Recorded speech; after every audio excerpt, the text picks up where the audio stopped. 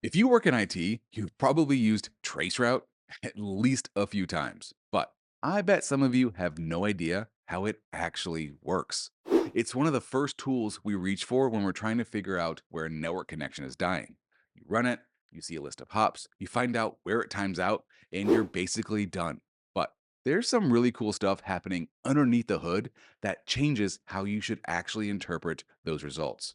Okay, so at its core, Traceroute is exploiting something called the TTL field in the IP header.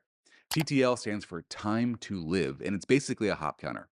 Every time a packet passes through a router, that router reduces the TTL by 1. When the TTL hits 0, the router drops the packet and sends back an ICMP time exceeded message to the source. Now, I know that just sounded like a lot, but stick with me. This is all going to make sense in a minute. Trust me. Okay?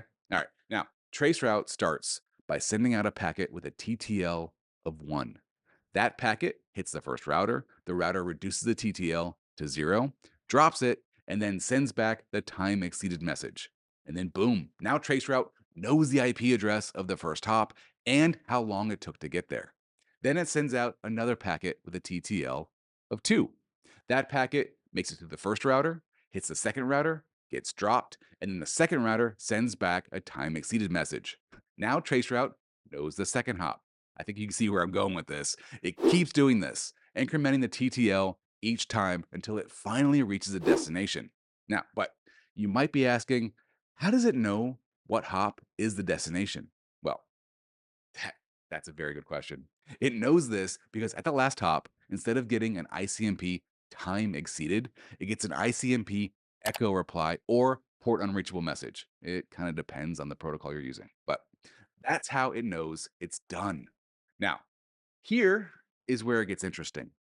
Traceroute on Windows and Traceroute on Linux work differently by default. Windows uses ICMP echo requests, basically a ping packet, and Linux and Unix use UDP packets to high numbered ports. Now, you might be asking, why does that matter? Well, it's because firewalls and routers treat these differently.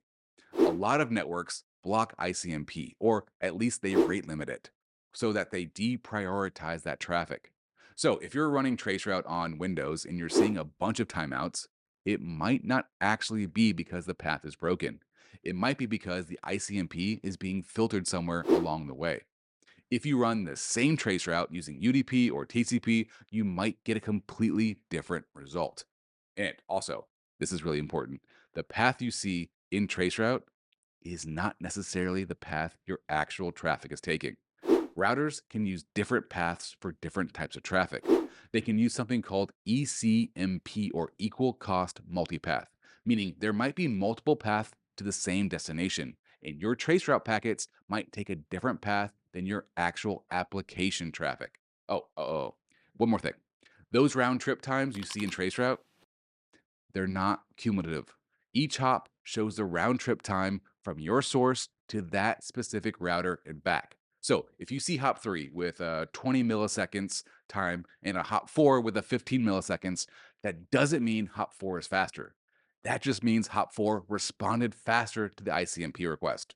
The actual latency is still accumulating as you go. So, what do you actually need to remember? Traceroute is an amazing tool, but you need to understand what it's actually showing you. It's not a perfect map of your traffic path, and those timeouts don't always mean there's a problem. Sometimes you need to run it with different protocols or run it multiple times to see if the path changes. Now you know how Traceroute actually works under the hood. I hope that helped, and don't forget to follow me, you nerds.